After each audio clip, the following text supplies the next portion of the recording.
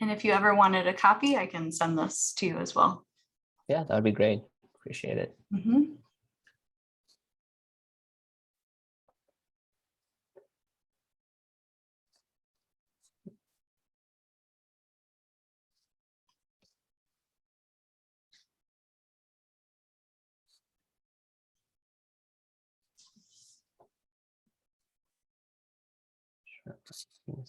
And then you'll be able to see my slides, right? Yeah, you can go ahead and share your Oh. screen right now if you'd like. Oh, I see it. Mm-hmm. Making sure I'm sliding the right one. Yeah, that would be right here. There you go. You can't see my notes, right? No, just the slides. Yeah. Yeah, I spent way too long trying to figure that out yesterday. I kept on projecting my the presenter view. Okay, so I see we have some folks joining us. Good afternoon, everyone. Thank you for coming to our final grand rounds of the series. We'll just give it a couple moments for everyone to get logged in. Hello, Leah. We'll go through our introductions and get right into Dr. Lodi's presentation. So as you're joining, again, welcome. I'm Dr. Francesca Varello-Sims. I'm the Director of Education and Training for Behavioral Health here at Baptist. Before we do officially begin, though, just a few notes on today's presentation. If you have any questions for our speaker, please go ahead and submit these either into the Q&A box or into the chat. And at this time, if you are signing in with a phone or any other device that we can't see your name, if you could write your name in the chat, that way we make sure we are assigning credit appropriately. And so at this time, I'd like to welcome our speaker, Dr. Shafi Lodi. Dr. Lodi obtained his medical degree from the University of Missouri, Columbia. He completed residency training in psychiatry at the University of Cincinnati, where he also served as chief resident in psychiatric emergency services. He's currently finishing a fellowship in neuropsychology at Stanford University, and I just learned he'll be doing another fellowship in forensic psychiatry right after he finishes in a few days. Dr. Lodi provides psychiatric services to university student health centers. In addition, he serves as a member of the United States Olympic and Paralympic Committee's Mental Health Registry and maintains a small private practice, primarily treating physicians and other professionals with ADHD. Welcome, Dr. Lodi. Thank you so much for being with us today, and I'll hand it over to you. All right, thank you very much for that introduction. So let's go ahead and dive right into the topic of adult ADHD, evidence-based approach to diagnosis and treatment. So I already went over the background, so I'll skip over that. I'm currently doing my 2 days left of neuropsychiatry fellowship, so looking forward to that. 3 days, I guess, not counting today. Disclosures, I don't have any financial disclosures. All the opinions here are mine. They don't represent Stanford, or Stanford. All right, we'll talk a little bit about the objectives. When we talk about any subject for a grand rounds or for any presentation, there's a balance to hit between breadth and depth, and always have to sacrifice one for the other. So for this, I have 3 objectives that I want to cover over the next hour. One is to understand the presentation and the impact of adult ADHD. I'm going to take a little bit of a bird's eye view of that. Number 2 is to develop an understanding of scales and structured interviews used in the evaluation of ADHD, and then some tips of what to look for in a clinical interview. I'm going to go a little bit more in depth for that and sacrifice maybe some of the breadth. And then finally, to develop an evidence-based approach for managing adult ADHD and kind of take a middle approach to that. So here's a little bit of an overview or roadmap of what we'll cover today. So the first question is, what really is ADHD? Well, some would say that ADHD doesn't exist. It's not real. It is a fraud perpetrated by psychiatrists and mental health professionals against unsuspecting, quote unquote, normal individuals. And you can find books about this on Amazon and on other booksellers. Interestingly, neither of these two physicians who wrote these books, ADHD doesn't exist and that ADHD is a fraud, are psychiatrists. They're both trained in other fields of medicine. And there are other people who say, no, ADHD is real. It's a real diagnosis. It exists, but it's heavily overdiagnosed. Only a small percentage of people have ADHD, and those people are always diagnosed properly and they get the treatment they need. But then a huge number of people who don't have ADHD are also started on medication.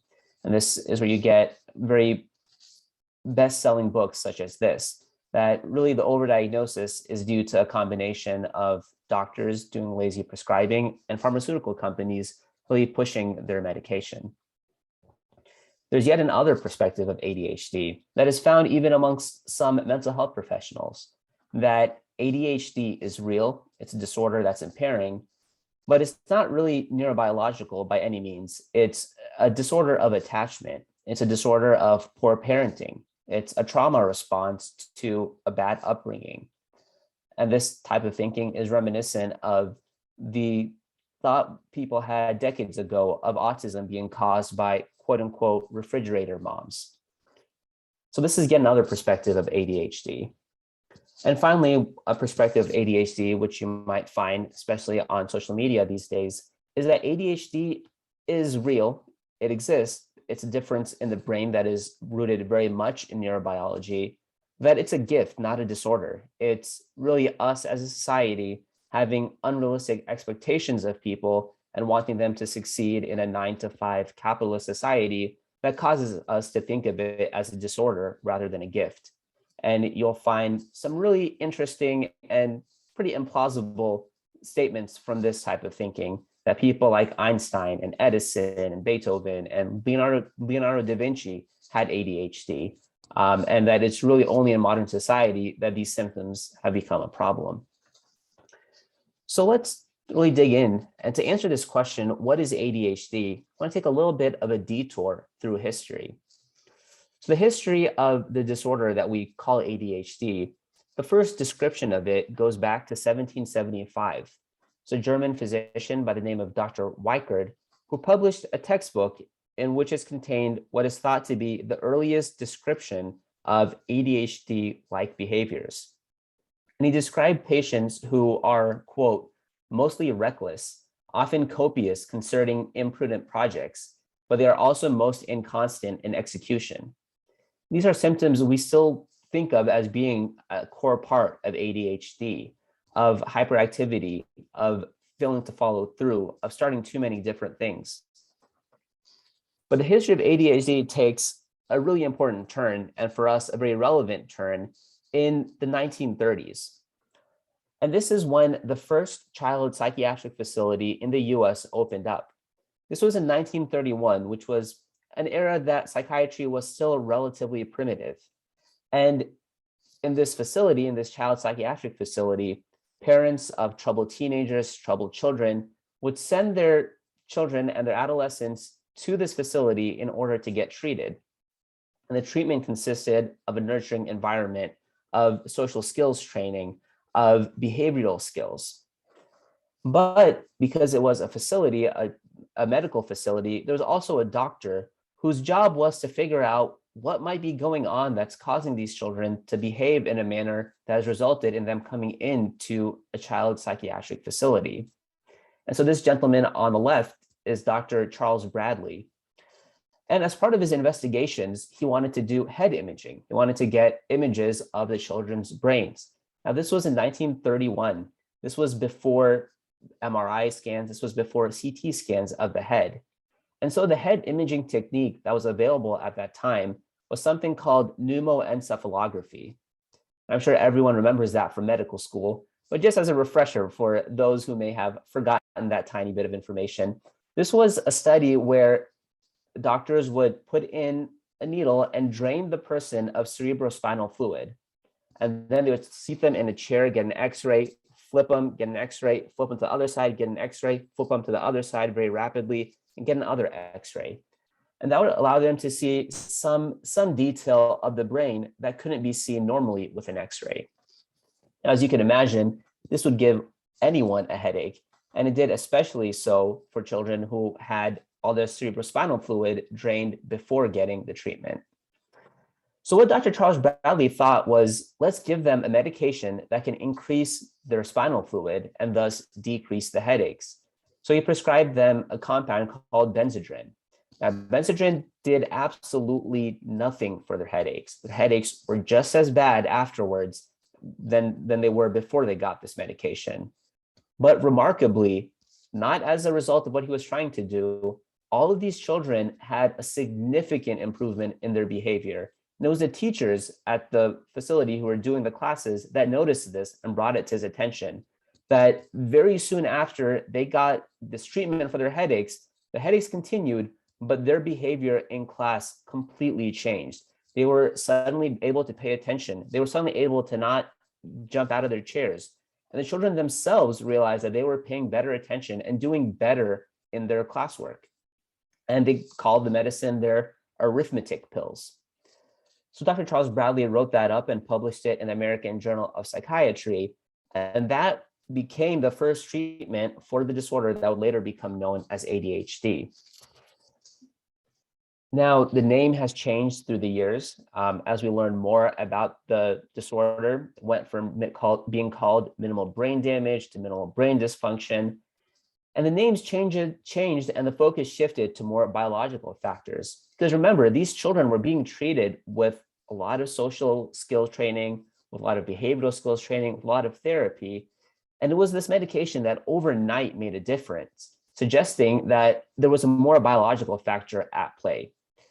And later, as we learned more about ADHD, we realized that it could persist into adulthood. So again, what is ADHD? Well, the definition of ADHD is it's a neurodevelopmental disorder characterized by excessive amounts of inattention, carelessness, hyperactivity, and impulsivity that are pervasive and impairing. There are three main subtypes of ADHD. There's the predominantly hyperactive subtype, there's a predominantly inattentive subtype, and then the combined type.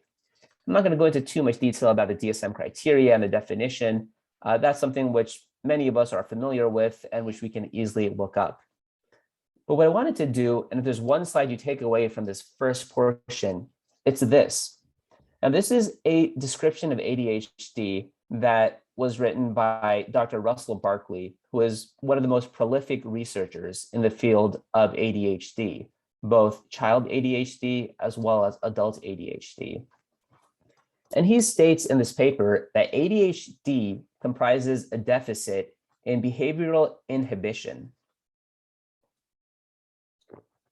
So that's a really important thing to know. And if you understand this, it will guide your clinical interview, it will guide your medication management, and will guide how you titrate medication. ADHD is not just a deficit in attention. It's really more of an inability to inhibit a response to something that's more compelling in the moment. And that results in people being drawn to other things that are more fun to do or that are more interesting at that point in time. In other words, it's this stereotype of the squirrel, of the person paying attention, something on the periphery grabs their attention and is diverted to that, and then to something else, and then to something else. That is really the core symptom of ADHD. It's not an inability to have attention, it's an inability to stop your attention from being drawn to something else. Now, historically, the perspective was that ADHD was a childhood disorder, that no adult has ADHD. It is a disorder of brain maturation. So therefore, as the brain matures, the disorder should go away.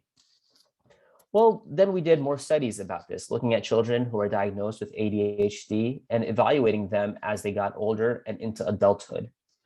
And it was found that at any given moment, about 50% of people who were diagnosed with ADHD as children would continue to meet criteria for ADHD as an adult. And this was a very big article that was published showing that 50% of people at any given time who had ADHD as a child would meet full criteria for ADHD into adulthood. But that's not the whole picture. When you look at it longitudinally, actually about 90% of adults will experience residual symptoms at one point or the other. So at any specific moment in time, 50% would meet the full criteria for ADHD. But if you look at it in adulthood, and if you look at how many of them had symptoms that were symptomatic and affecting their lives, it goes up to 90%. 90% of children with ADHD will continue to have symptoms as an adult at some point or the other. Maybe not all the time meeting the full criteria, but definitely still enough to impact their day-to-day life. Now, all that together, the prevalence of symptomatic adult ADHD, now the numbers vary, and actually most of the literature shows it as between 3 to 5%. However, this particular study, which was a global review and meta-analysis, was the largest data I could find and the most recent, and that puts the percentage at 7%. So let's say between 3 to 7% of adults have symptomatic adult ADHD. Now the question is, well, what does that matter? Is this just us putting a label on something that's just a different way of experiencing the world? Are we pathologizing normal human experience? Well, let's look at the data behind this. People with ADHD, adults with ADHD, are twice as likely to become daily smokers than those who do not have ADHD. And of those who do become smokers, when they try quitting, they have more intense withdrawal symptoms and stronger cravings than those without ADHD. And it's not just nicotine. When it comes to alcohol, 42% of adults with ADHD, so almost half, will binge every single time that they drink. So every single time they go out to drink, they have at least 5 alcoholic beverages. And that doesn't mean that they binge sometimes. No, it means every single time. They can't stop themselves from drinking less than 5 drinks at every single time they go out to have a beer or wine or whatever. This is true for all substance use disorders. There's a study done looking at patients who had a substance use disorder and then evaluating to see how many of them was screened positive for ADHD. About 40% of them did. Now, ADHD is a disorder that affects executive function. It affects planning. And so one of the things which we as adults do on a daily basis that requires a lot of planning, a lot of executive function, is driving. And adults with ADHD are 46% more likely to be involved in a serious automobile accident. And over here, serious is defined as a car accident that required transportation to a hospital. So 46% more likely to be involved in such an accident. And it extends beyond just substance use and trauma and car accidents. It goes all the way to food and dietary habits. This is something which we often don't think about, but poor executive functioning plays a huge role in the risk of obesity in people with ADHD.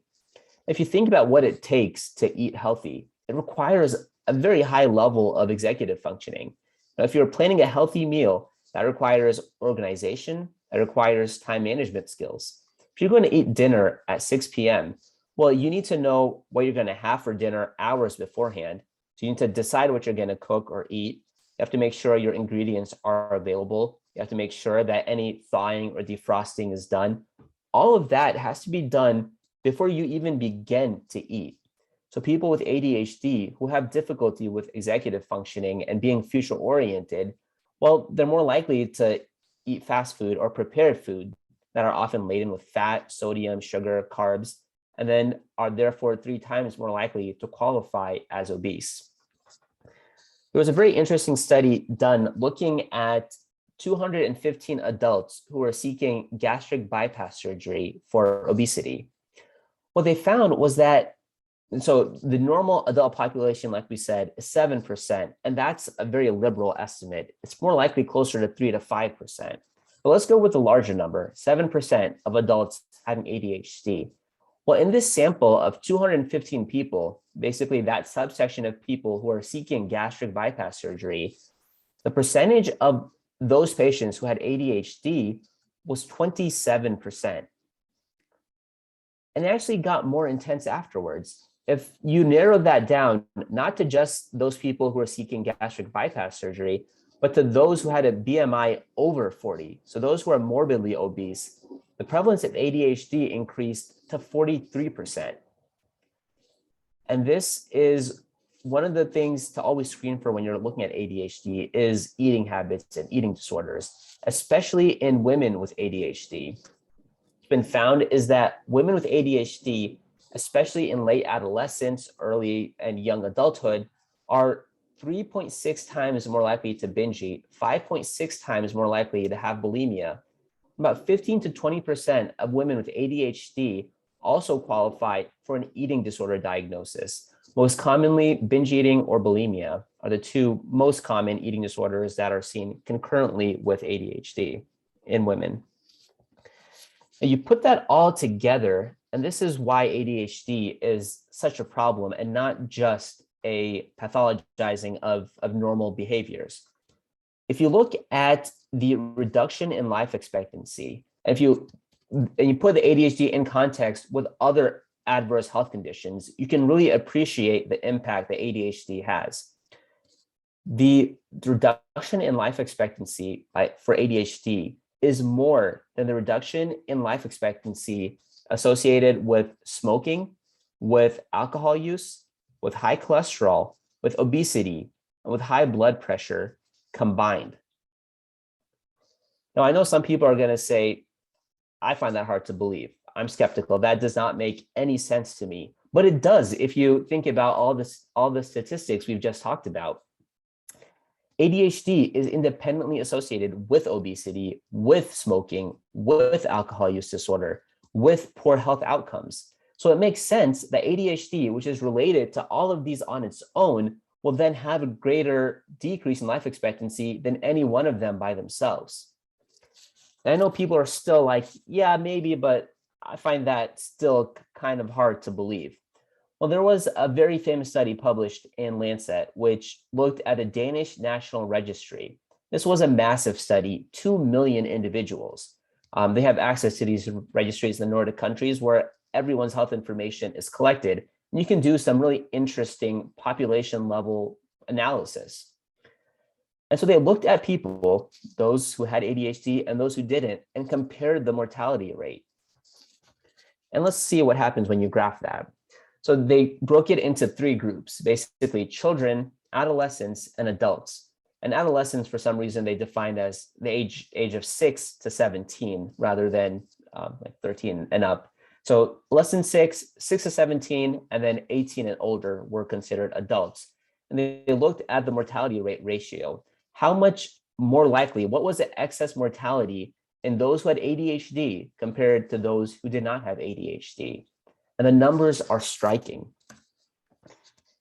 In children less than 6, the mortality rate ratio is 1.86. Their excess mortality is about 0.86, so 86% more likely to have mortality less than 6 years old. This was mainly driven by deaths from unnatural causes, especially accidents. Then you get up to the adolescent group. And interestingly, it actually goes down a little bit, still pretty high though, 1.58. The mortality, excess mortality, 1.58. And that's significant. You're 58% more likely to have early mortality in that 6 to 17 age group compared to those who do not have ADHD. But where this gets really frightening is when you look at the adult population. If you think about what happens in adulthood, you move out of your house, you're independent, you have access or easier access to drugs and alcohol, you're probably driving on your own more frequently, you're living in a less structured environment and have more freedoms. And what happens in that scenario is this.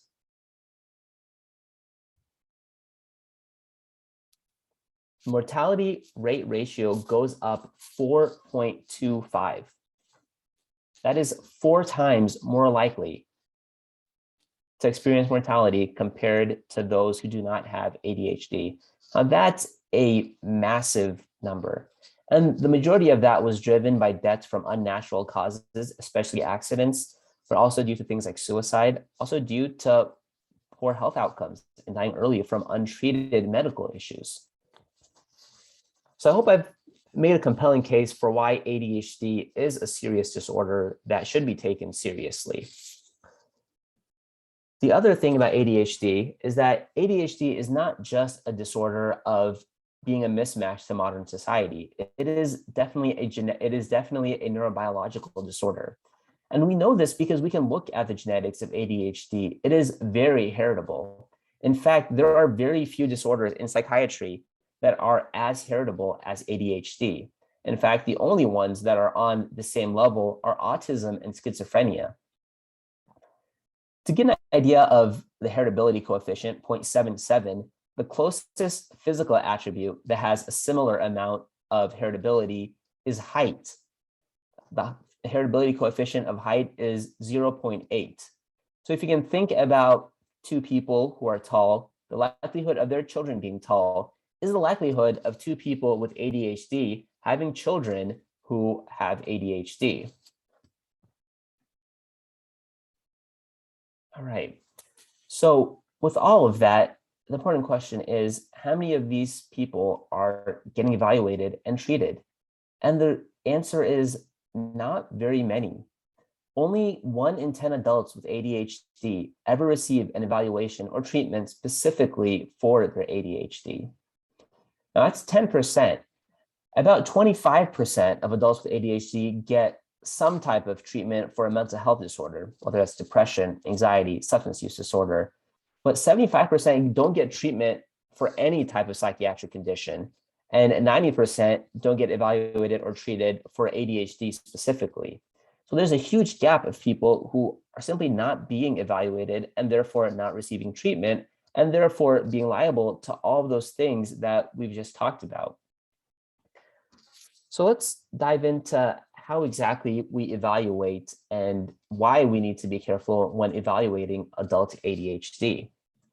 Well, ADHD, I'm sure as everyone here is aware from personal experience, is becoming more and more common of a presenting complaint that people present to our offices with.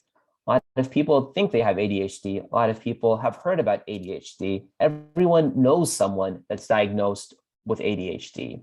This is something that's been covered in social media, in the mainstream media, in news outlets, newspapers.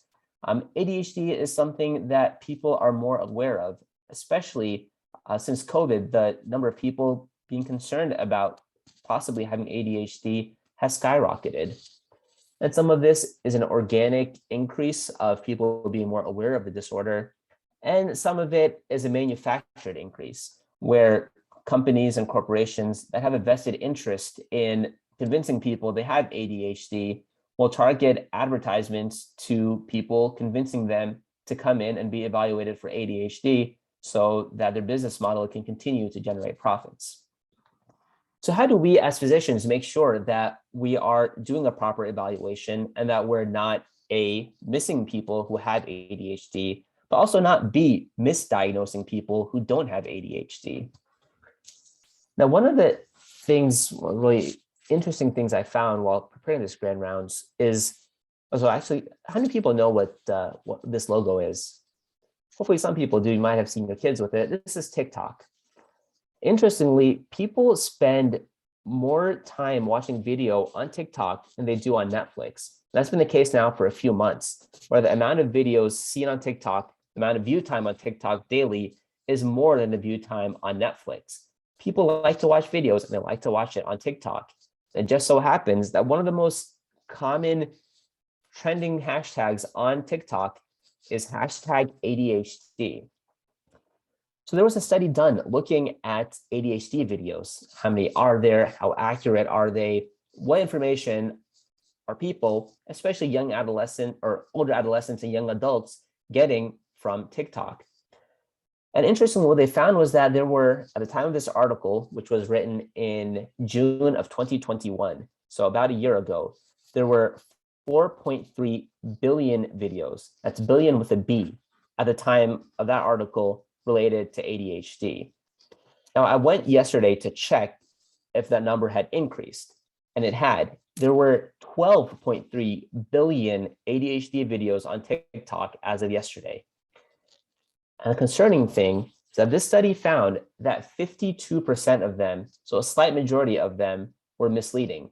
They were either presenting symptoms of ADHD that are not accurate, but they were just wholeheartedly, completely wrong in what they were talking about in regards to ADHD. And why this is important is that this forms a large reason why a lot of people show up to a psychiatrist or to a primary care doctor wondering if they have ADHD, and they're getting misleading information. So how do we do an evaluation for ADHD, especially in adults? Well, there's 4 aspects to any evaluation for ADHD. We'll go through each of them separately. One is rating scales. The other is a clinical interview. Third is collateral. And the fourth is objective testing. And I put that in quotation marks, and we'll see why in a little bit. So in regards to rating scales I think are very useful and a very integral part in the initial portion of evaluating for ADHD. There's a number of different rating scales. One of the most common one is adult ADHD self-report scale. There's other ones. And really the point of a rating scale is to gather a lot of information that's superficial, but to gather it in a very short amount of time. And so it can serve as a very useful springboard for beginning your ADHD evaluation. But very importantly, it cannot make a diagnosis of ADHD. So I'll repeat that again. It cannot make a diagnosis of ADHD. None of these scales you can give to a patient, have them check it off, and say that a score above this means you have ADHD. I wish it was that simple, but it's not. And if we took that approach, we would definitely be overdiagnosing people with ADHD. So for things like the adult ADHD self-report scale, this is a very short questionnaire that anyone can fill out. And it serves as a great screening tool for ADHD. And it's something which I would recommend even considering to make as part of your intake packet as a standard screening tool, just like the PHQ-9 or the GAD-7. The good thing about an ASRS is that it has a very high sensitivity. If someone scores below the threshold for ADHD, you're probably safe to not investigate too much further and to do a much further of a clinical investigation for ADHD. On the flip side, just because they're positive doesn't mean that they have ADHD. About 50% of people presenting to a psychiatrist's office will screen positive for adult ADHD based on this scale. And it's for screening, it's not for making a diagnosis. So part 1 is getting a rating scale and putting it into its proper context, getting a lot of information in a very short amount of time, and using that to help springboard the clinical interview. And that takes us to the clinical interview. This is the gold standard to diagnose ADHD. There is no other way to properly diagnose ADHD. It has to be a clinical interview, has to be a thorough clinical interview where you tease apart all the various aspects to make a formal and to make a definitive diagnosis of ADHD. And a clinical interview takes time. Take that time. If needed, split the interview over 2 to 3 sessions. It's much better for the patient to have a delayed diagnosis by a few sessions than to get a diagnosis that is inaccurate. Where I do ADHD evaluations, both at the Stanford ADHD clinic as well as in private practice, I never do a full evaluation in one session. It's always at least 2, often 3 separate sessions that are needed.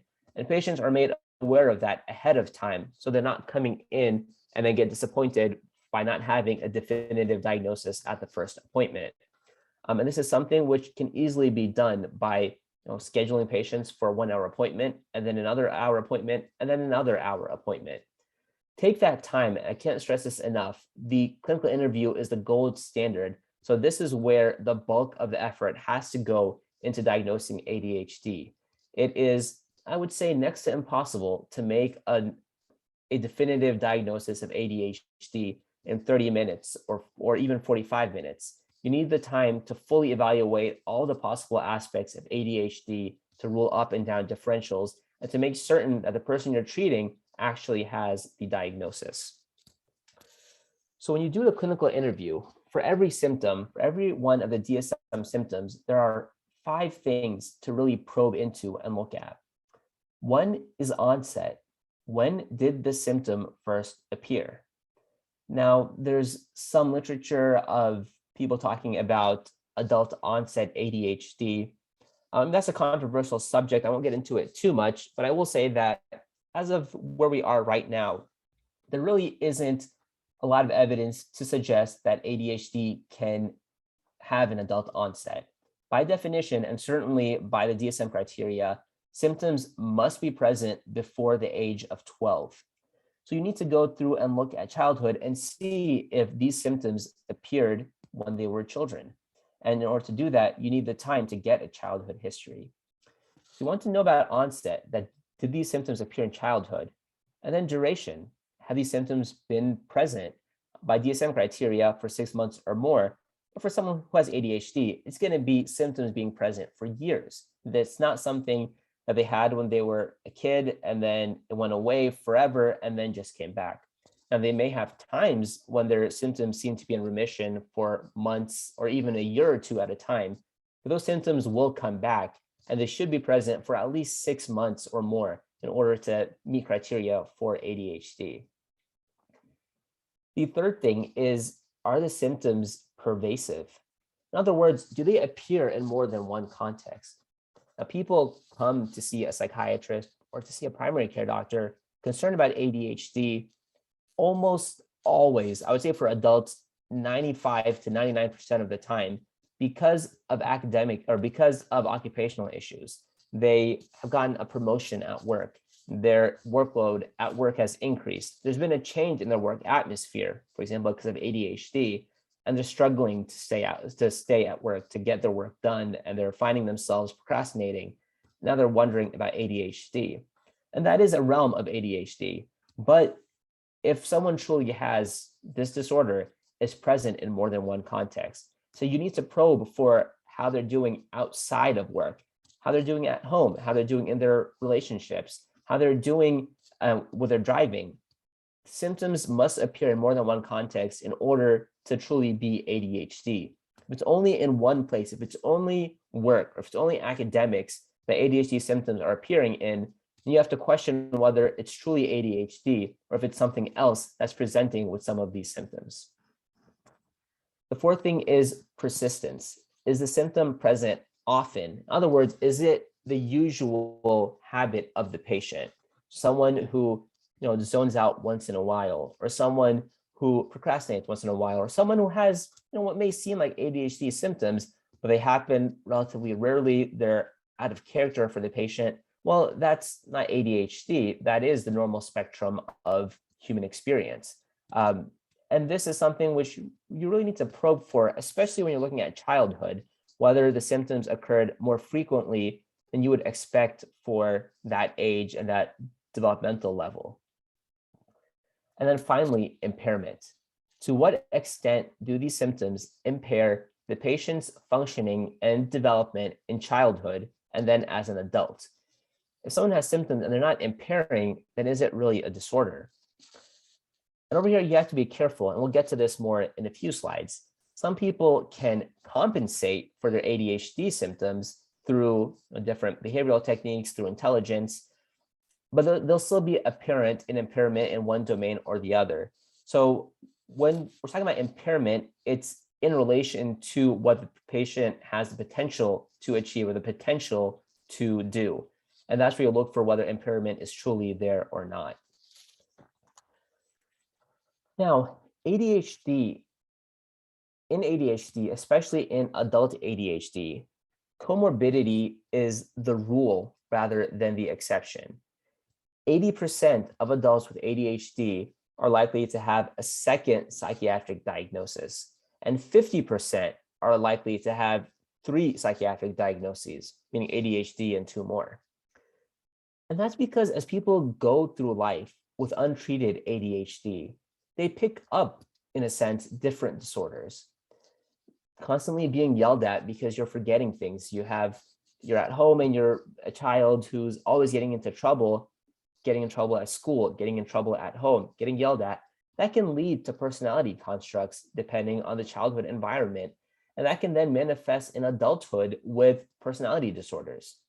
Constantly feeling inadequate due to failing due to failing in academics or due to failing in relationships can lead to depressive disorders or can lead to anxiety. Coping with this can lead to a substance use disorder. So when you're evaluating for ADHD, you have to evaluate for all of these other possibilities because more likely than not, they have at least one other psychiatric disorder, ranging from depression to substance use to bipolar to anxiety. So how do you unroll this? Well, you go back to the beginning. You get a very thorough childhood and developmental history. And that's why it's so important to set aside the time to actually go through and dig through these things. Because remember, ADHD is a neurodevelopmental disorder. People didn't just develop it as an adult. The symptoms go back to childhood.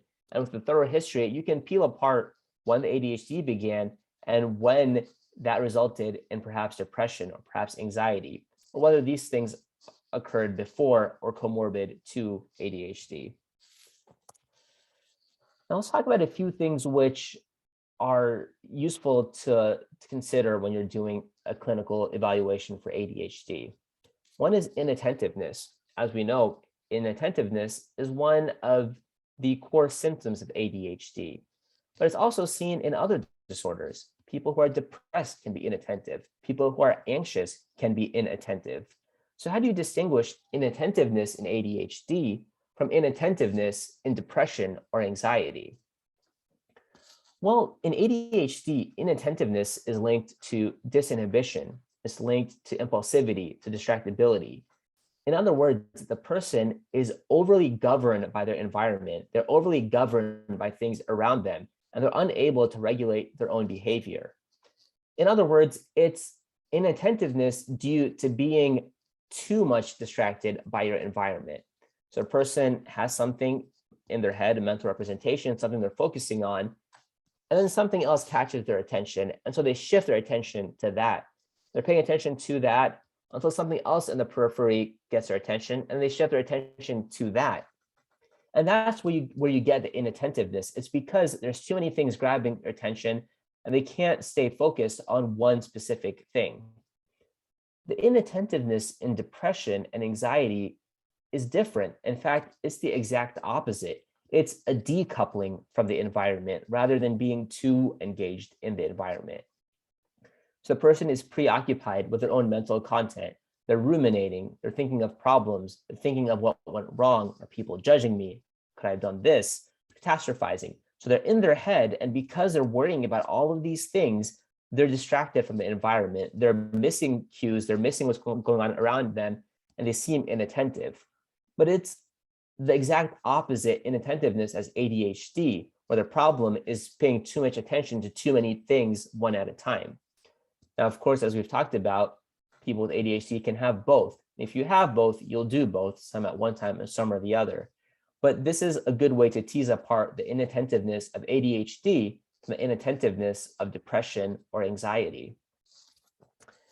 The other thing is forgetfulness, right? People with ADHD complain about being forgetful, or they come into the doctor saying, oh, I forget a lot of things. I think I have ADHD. Well, this is actually a great thing because a great point in terms of a clinical interview, because ADHD, contrary to popular belief, is not actually characterized by forgetfulness. That's not one of the diagnostic criteria, but it seems like it's forgetfulness. So let's talk about what we mean by poor memory or forgetfulness. So someone, for example, who has Alzheimer's disease, they have poor learning. They're not able to retain and then retrieve things. They have difficulty with recognition, difficulty with awareness. Give them a list of words to memorize and remember. They'll look at it, they'll try to memorize it. Ask them 10 minutes later, 20 minutes later, they'll forget all the words. They might have forgotten that you gave them a list. And that's different than ADHD. In ADHD, it seems that people are forgetful because they're not remembering things. But what's happening is that there's weak organization and weak attention, leading, therefore, to weak encoding. And so if it wasn't encoded, it can't be retrieved. So in other words, they're talking to someone, maybe a significant other, who's telling them to get groceries or pick this up from the grocery store. And their mind is only half there because they're distracted by something else. They're thinking about something else they're going to do later that day, or they're paying attention to something in the periphery. And so they're not actually trying to listen, and they're not realizing that they're not listening. And so that memory is not being encoded in the first place. So when they go to retrieve that memory, well, it wasn't properly encoded, and so it's hard to retrieve. So they haven't really forgotten it, because that implies that they knew it and then can't access it anymore. It just wasn't properly encoded in the first place. So that's the difference in forgetfulness between ADHD and, for example, a dementia or a neurocognitive disorder. Another thing to really look out for when you're doing a clinical interview, especially for people who are coming in as adults, not having been diagnosed as child, and being concerned, do I have quote unquote adult onset ADHD, is scaffolding. So what I mean by scaffolding is, you think about a child who has ADHD, but they're growing up in, let's say, an upper middle class environment. Their parents are both working professionals. They have a very supportive atmosphere, going to elementary school, and they're doing fine. There might be some report cards talking about inattentiveness, maybe talking a little bit too much, but they do fine because it's kindergarten, it's elementary school. Then they get to middle school and things start to get a little bit tough, and they're not paying attention as much in class, they're zoning out, and so their grades start slipping. What do the parents do? The parents say, this is unacceptable. We're going to make sure that you do your homework in front of us every day after dinner. The parents are sitting at home, making sure that their kid is doing their homework, and they're going over answering any questions that they have. Then the child gets a little bit older. They go to high school, and they're taking AP classes and still having their ADHD symptoms, they're not paying attention in class, and they're slipping again. Now, the AP classes are a little bit beyond what the parents can do. So what happens? The parents hire tutors, and now this tutor comes in giving the child individual one-on-one attention, and the child ends up being able to do well on exams and pass and gets a good grade.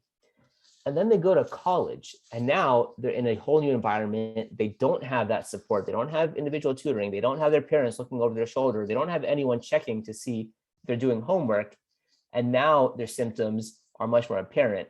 And it looks like college onset ADHD, that ADHD began in college. But really, when you dig through, they had all this scaffolding in place holding them up to help compensate for their ADHD symptoms. And that also applies for intelligence. The more intelligent a child is, the further they can get in life despite not paying attention and having ADHD symptoms. If you have an IQ of 130, 140, we can get through elementary school, middle school, maybe even high school, maybe even go through AP classes, paying attention 25, 30, 40% of the time. Maybe even college, they might struggle a little bit, grades start dropping, but they do well enough to graduate college, get a degree, maybe even do well enough to get into grad school or law school or medical school. And then that tends to be the time when, even with an IQ of 130, 140, you simply can't compensate for the volume and the rigor of that curriculum. And so you'll have patients coming in during medical school, law school, PhD programs, saying that they have ADHD symptoms. And again, this can masquerade as adult onset ADHD, but when you dig back through, symptoms have always been present. They just were able to compensate for it because of intelligence. And this is where an IQ test sometimes can be helpful in seeing whether the person had the possibility of compensating. And with that said, this is why it's so important to get multiple domains, because even this person, an IQ of 140, who's making it through law school and then coming in, they will have symptoms going back to childhood, but it might not be in academics. And that's when you dig in and you see that, they have been having issues. They have multiple car accidents. They have 20 speeding tickets. They forget to pay their bills. They have all these problems at home. They keep on losing their credit card. They lose their wallet. All these symptoms were there the whole time, but it wasn't an issue because people are coming in when it has an issue at work or at school. So that's why it's so important to dig into the non-academic and the non-occupational symptoms of ADHD. I know as psychiatrists, we have a lot of training doing evaluations.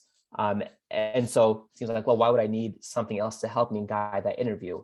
But I'll say that I still use structured interviews when I do ADHD evaluations to help make sure that I'm really hitting all the symptoms and I'm doing a systematic approach to evaluating adult ADHD.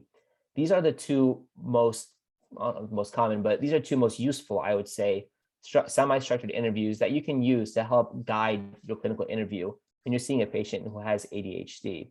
One is called the ACE Plus and the other is called Diva 2.0. They're both available for free online. Diva 2.0 now has a $10 fee for unlimited use. You can get the older edition for free. They're both relatively inexpensive, and ACE Plus is free. I would recommend at least using them once or twice to help kind of hone your clinical interview skills for ADHD specifically. And again, I continue to use them with every single ADHD evaluation so that I'm approaching everything in a systematic way.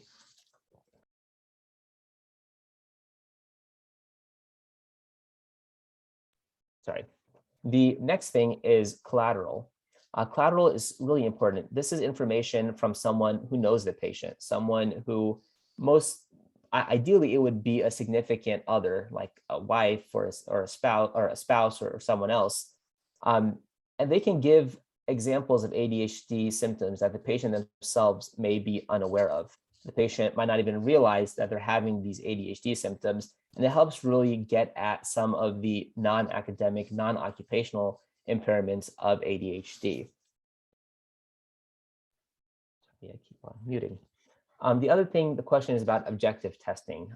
Most common of this is a continuous performance test. Connor's CPT is one of them. There's TOVA, there's these different ones, and you'll see them often referred to as computerized or objective testing for ADHD. In short, there's been some study to see kind of how beneficial these really are in diagnosing ADHD. And the answer is they're not great. This was a study done at an ADHD treatment facility in, I believe, the Netherlands. And they took a group of people who are diagnosed with ADHD. This was done by experts in ADHD through a thorough clinical interview and rating scales. And then they were given the CPT. And they found that only about 50% of people were classified correctly as having ADHD. This was particularly bad for the inattentive subgroup. So CPT, which is a computerized testing, has its place. It can help with validity, seeing if someone's like malingering. It can help track treatment response to stimulants, but I would not use it to make a definitive diagnosis of ADHD. If someone has symptoms on the basis of the clinical evaluation, then diagnose them with ADHD. Someone does not have symptoms on your clinical evaluation, but they score poorly on a CPT, I would not diagnose them with ADHD. It's an additional data point, but not something that should sway the decision one way or the other on whether the patient has ADHD. I'm not going to dignify this even with a resource, but there are some unscrupulous psychiatrists who will claim that they can diagnose ADHD on the basis of brain scans. As a neuropsychiatrist, I wish that were true, but we are a long ways away from this being a reality. So this is pure snake oil at this point. You cannot diagnose ADHD from SPECT imaging. All right, so I want to go through the last 5 minutes, just the treatment of ADHD. The pharmacology of ADHD, really straightforward. Just memorize this slide, and then memorize this slide. I'm just kidding. There's about 30 to 40 different ADHD medications. It's a dizzying array of pharmacology and very easy to get overwhelmed. So this is just kind of the mental representation I have to help me guide my treatment. So you break it down into stimulant and non-stimulant treatments for ADHD. And then stimulants divide up into the amphetamine class of medications and the methylphenidate class of medications. And for non-stimulants, I divided up mentally into on-label and off-label non-stimulant treatments for ADHD. So we'll talk about stimulants. There's amphetamine class and the methylphenidate class. Let's just go through amphetamine as an example, and then you can apply this to methylphenidate. So both amphetamine and methylphenidate come in racemic mixtures. You have a right-handed side and a left-handed side. So dextroamphetamine and levoamphetamine. It's thought that the right-handed side has more psychiatric effects. The left-handed side, the levoamphetamine, has slightly stronger cardiovascular peripheral effects, basically the side effects. It's also thought that maybe it might modulate the effects from the right-handed side. When you get to, for example, Adderall, this is 75% of the dextroamphetamine, 25% of levoamphetamine. Different amphetamine preparations are just different ratios of these two. So dexedrine is 100% of the right-hand side, the side that's thought to be the one that helps the ADHD. Vyvanse is dexedrine with a lysine group attached. So it becomes a prodrug that makes it slowly cleave out, in theory, resulting in a more gradual onset and longer duration of action. So that's really kind of what you need to know about stimulant medications. What I just went through, that applies for methylphenidate as well. There's racemic mixtures, the right-handed side, and then a prodrug.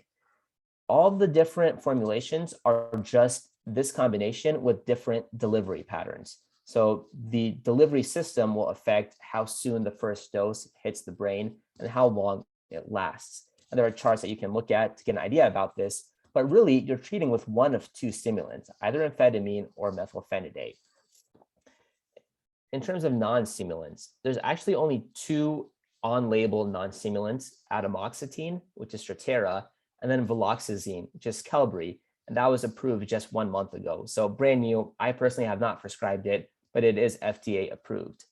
Guanfacine and clonidine are actually not FDA approved for the treatment of adult ADHD. We use them all the time. There's a very good evidence base, but the FDA approval was for childhood ADHD.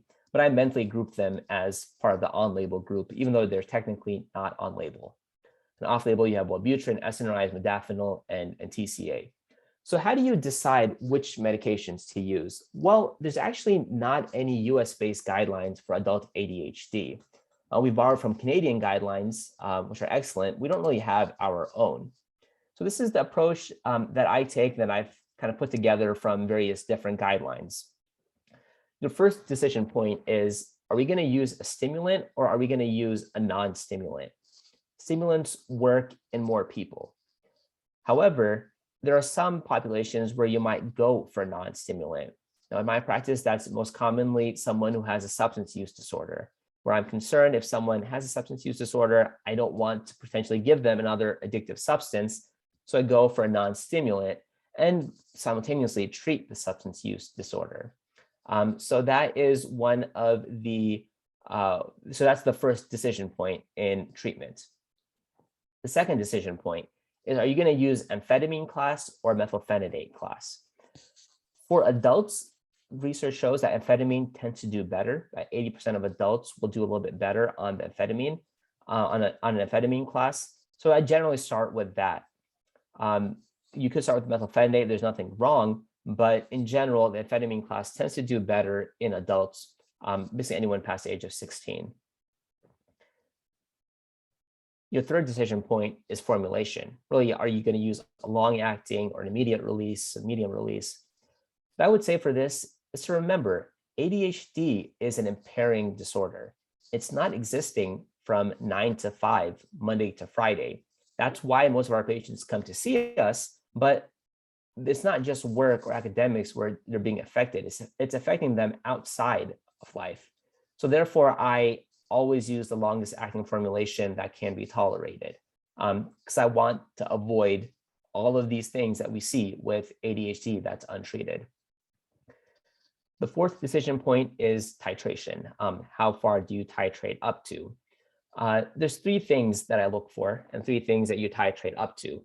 A is no more improvement in symptoms. So if someone goes from one dose to the next dose and there's no change in their symptoms, then you can stay at that lower dose. There's no reason to keep on pushing up to a higher dose.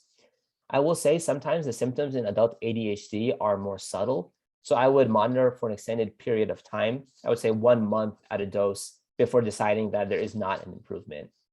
The other thing is intolerable side effects. If side effects are not tolerable, then no point in pushing the dose further and potentially worsening that. And finally, the third is the maximum dose limit.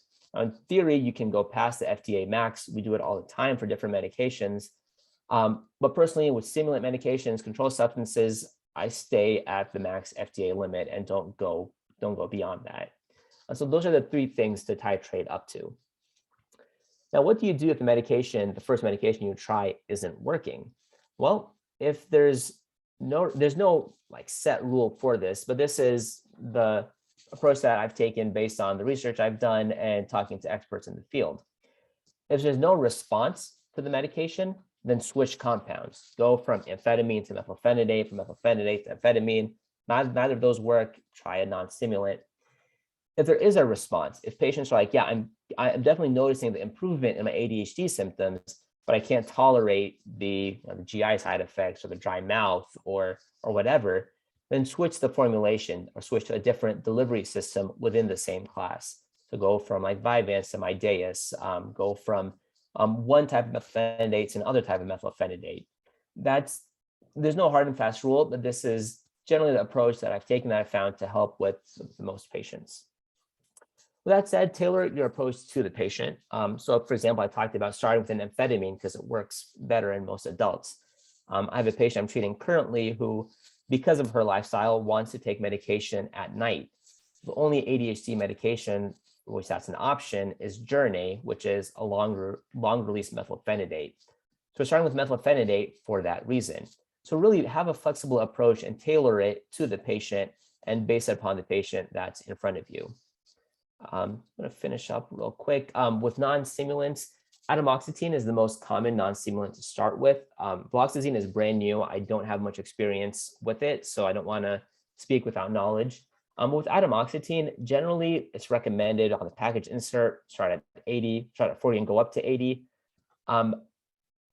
When you do that, patients have really bad responses. It has pretty harsh side effects in the beginning. So I would say start with 25 milligrams, and that makes it easy to titrate.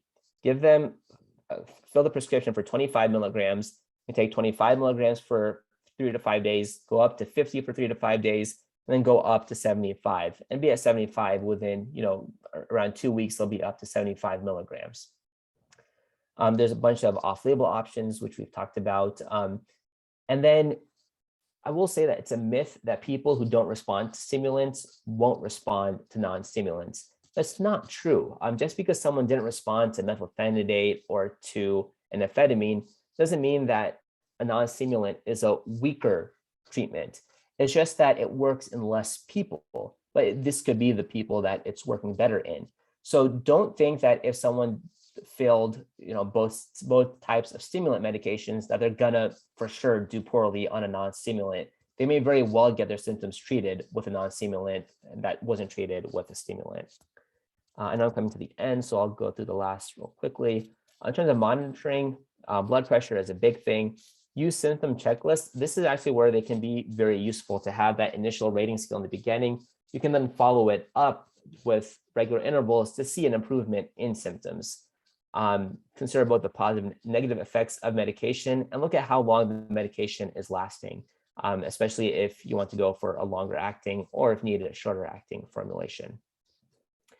In terms of side effects, kind of the most important thing from this slide, dry mouth is one of the most common things I hear about. The stepwise manner is first recommend kind of some sugar-free gum, sugar-free candy. Oral rinse is available over the counter. And for really severe cases where the medication is really helping, but the dry mouth is a problem, you can prescribe pilocarpine, and that can help stimulate saliva production and take care of the mouth. And then finally, psychosocial interventions, very, very important.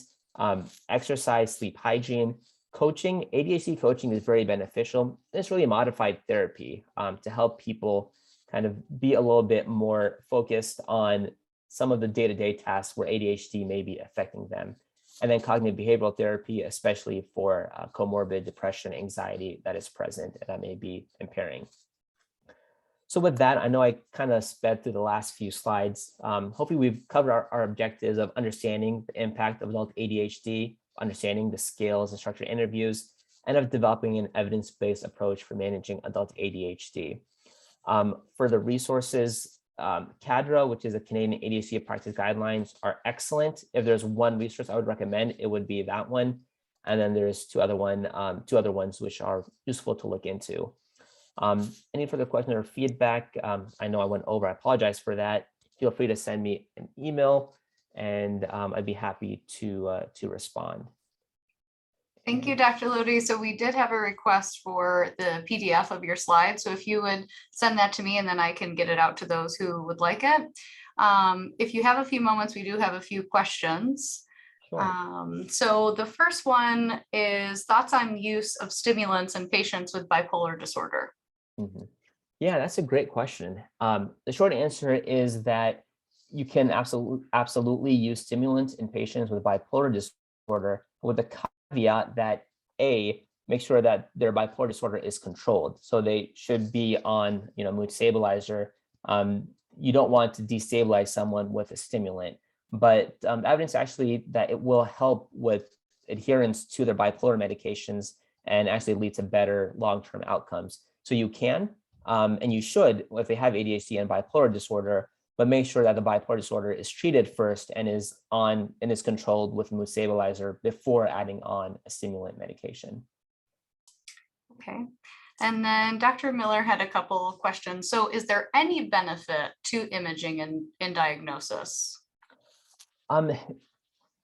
There is a lot of research. So there's a lot in the research realm of looking at brain differences in ADHD patients versus non-ADHD patients. Which what you run into is the G2I problem, the group to individual problem. So, we can say as a group that people with ADHD have these differences between an ADHD brain versus a non-ADHD brain. But extrapolating that to an individual patient really isn't there yet. So any differences are more within a population than within these two populations. So I would say that really, as of right now, imaging is really in the realm of research, and it really doesn't add diagnostically to an ADHD evaluation. The one exception would be if you're concerned about not ADHD, but about some secondary cause to their inattention. And that would present with other neurological signs, like a tumor or something else. But that would present with another neurological sign and not just attention issues. Mm-hmm. And do you tend to get a lot of pushback when you have to have the patient come back for multiple visits before diagnosing them? I actually don't, and I found that patients appreciate that. And I wonder if some of that might be because I actually have a few patients who have gone to these online places like Cerebral and Done, and were not very happy with the evaluation. And so they really want a thorough evaluation. I think a lot of patients who are coming in, their real question is, do I have ADHD? And if so, I want to get treated more so than I want stimulants. Mm-hmm. And so they really appreciate having a thorough evaluation and feeling that they were treated properly. I actually even had one patient recently who declined to see me because he felt 3 hours was too short for an ADHD evaluation. He's like, no, I need someone who'll do a more thorough evaluation, which is fine, more power to him. But yeah, I haven't gotten pushback at all. And I make it very apparent from the beginning that it will be multiple sessions before you're diagnosed. Yeah. Any research or thoughts on TMS for ADHD? Yeah. Also on the research stage, there's nothing kind of there right now, but I'm very optimistic about it. But yeah, there's nothing else that I'm aware of in terms of really super hard evidence supporting TMS in ADHD. Although I'm optimistic about it, I'm really interested where TMS will lead us. Okay. If a patient is on medication for ADHD, do you recommend that they take it every day? Because some may take a med holiday on the weekend. Yeah, great question. Great question. So for med holidays, that comes a lot, has come out of the child psychiatry literature. And the idea behind that was children are growing, and those med holidays really help with appetite and helping them hit their height. For adults, that's less of an issue because they're at the height that you're going to get. So I don't recommend medication holidays, and that's because people drive on the weekends. I don't want them getting on a car accident on the weekend. I don't want them having all these symptoms that they have for ADHD on the weekends. Now, the concern, and one of the concerns, is that, well, if you give it every day, you build up tolerance. And I think the data really hasn't borne that out to be true. A lot of people, when they start a medication, they have the extra energy from a stimulant, and that's good. And they feel like, okay, well, my ADHD is getting treated. But that's actually separate from the ADHD ADHD symptoms getting down. And so as that first, their body gets used to it and they're used to it anymore, they'll say, oh, well, it's not working anymore. I need a higher dose. So that's where the rating scales come in useful, where you kind of see like, is your ADHD really getting worse, coming back? Is the medication really developing a tolerance? And most of the time, that's not true. It's just that extra energy from the initial kind of getting used to the stimulant that goes away. And I think with medication holidays, you're getting some of that, where you don't have it for a day. Next day you get it, you have that extra energy again. But in terms of treating ADHD, I think it's better to do it every single day, because again, symptoms are 24, well, it's not 24 hours when you're asleep, but they're happening every single day. And so it should be treated every day. Yeah, thank you. And how would you approach a new patient who has a history above the FDA max under the old provider, but is switching to a new provider? Mhm. So I usually have a discussion with them about my prescribing patterns, that I don't go above the FDA max, um, and talk to them about slowly tapering down to the FDA max. Um, and it depends. I mean, I will say that if someone has been on a very stable dose for a very long time and they haven't had any issues, they have no other comorbidities or like substance use problems, then I may consider continuing them while very thoroughly documenting the risks and benefits. But if they're super high above the FDA max, I would have a talk with them about how I don't think that this is really treating ADHD, and that if this medication is so ineffective that you need to go this much above FDA, then maybe it's time to look for another medication that is actually effective in treating your symptoms.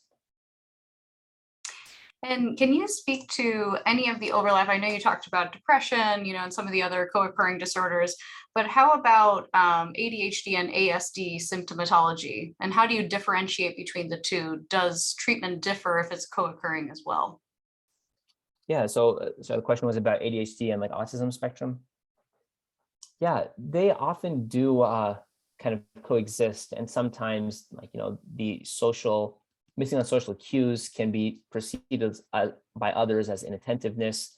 I would say it goes back to the clinical interview, and for patients who I have a concern about autism spectrum disorder, I will use yet another rating scale, especially in the beginning, or especially in between the first and second evaluation that I see them. I'll send like the autism quotient, the AQ, I forget what it stands for, to I screen for autism. I would say that people who have kind of really severe autism, it's a little bit more apparent when you peel apart the clinical interview, kind of how far back their symptoms go back and how it presents, that it is a little bit easy to differentiate between the two. But I do use a rating scale for autism if there's any concern that that could be on the differential. So it would be the social elements that would Mhm. kind of cue you into digging deeper. Yep. In terms of that Danish National Registry data, was the sample treated or untreated, and does it make a difference on mortality? Yeah, great question. So I'll answer the second one first. The treatment does make a difference. Wasn't on that study, but a different study, which I didn't include in the in this PowerPoint, which looked at whether treatment makes a difference, and it does. And that's because a lot of the excess mortality is driven by accidents and by trauma. And it's found that medication decreases the rates of traumatic incidents and of accidents, and that goes down with age as well. So treatment does make a difference in terms of mortality, especially that which is driven by excess, by trauma. By trauma, I mean like physical trauma, accidents, things like that. As far as the Danish study, whether the correlations were based on untreated ADHD, I actually don't know. I mean, that's a very good question. It's definitely a confounder, but I would need to go back and look at the study to be able to answer that. Sure. And then just one final question. What would be your approach for a non-treated diagnosis in a child that presents as an adult? Okay. So if I'm understanding that correctly, that means someone who was never treated for ADHD as a child and coming. So yeah, I would say that's actually probably my bread and butter. Like the majority of patients that are coming to see me worried about whether they have ADHD are patients who were never diagnosed as a child. And so, yeah, that's where the clinical interview, the rating scales, all of this comes into play. Now, again, they should have these symptoms in childhood, but they may have had that scaffolding, they may have had intelligence to compensate, And those are things you can find in the clinical interview. But they should have had symptoms in childhood. They don't have to have had a diagnosis in childhood. In fact, the majority will not have been diagnosed in childhood, either due to parental preference or just because it never came to anyone's attention. The symptoms had to have been present in childhood. Yeah, I think that's helpful for clinicians, because maybe they think if the diagnosis is not present, then maybe they wouldn't, meet criteria, or it would be a harder case to make. So thank you for that. Tony, yes, I can send the recording to you all. If you would just email me directly, my email is on the original marketing flyer that you should have received to find out about this. Dr. Lodi, thank you so much for your time this afternoon. Really appreciate it. And yeah, look forward to receiving those slides, and we'll send it out to those who inquire about it. Absolutely. Okay, we'll see you all in September for our new series of the Grand Rounds. Have a great summer. Bye-bye.